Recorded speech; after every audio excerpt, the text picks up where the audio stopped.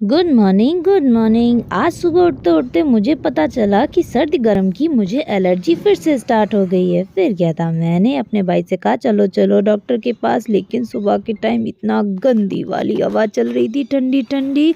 Temperature का तो मुझे पता नहीं, लेकिन सच में बहुत ज़्यादा सर्दी थी। लेकिन क्या, मुझको तो डॉक्टर के पास जाना ही था। अच्छे से खुद को कस कसा के चल दिया और मेरे हाथों की उंगलियां वैसे भी सूजी हुई थी और सुन्न हो गई। लेकिन फिर भी क्या था ना, हवा को पार करते हुए मैं पहुंचने ही वाली थी कुछ देर में डॉक्टर के पास।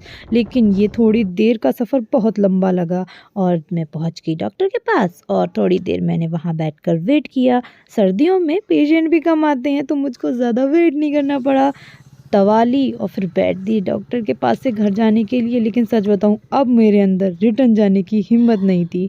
घर से तो जोश जोश में निकल लिए थे कि हाँ ठीक है, पहुंच जाएंगे, क्योंकि दवाई लाना ज़्यादा ज़रूरी था। वो मुझको बहुत परेशान कर देती है।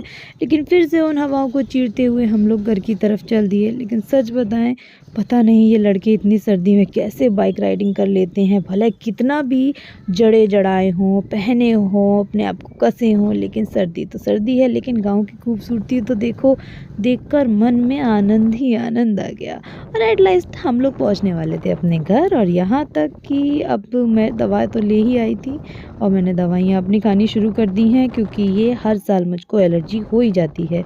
सर्द गर्म की एलर्जी तो आप लोगों ने सुनी ही होगी ना, तो वो तो मुझे होती ही होती है। पता नहीं कभी ना कभी तो ये ख़त्म होगी। तो चलो मिलती हूँ घर पर, तब तक के लिए टाटा बाय बाय। और घर पहुँचते ही मैंने आज अपना इतने दिनों का रुका हुआ काम पूरा किया। कालू को हाफ स्वेटर पहना दिया। कालू बेचारा कह रहा है ये क्या कर दिया मेरे साथ।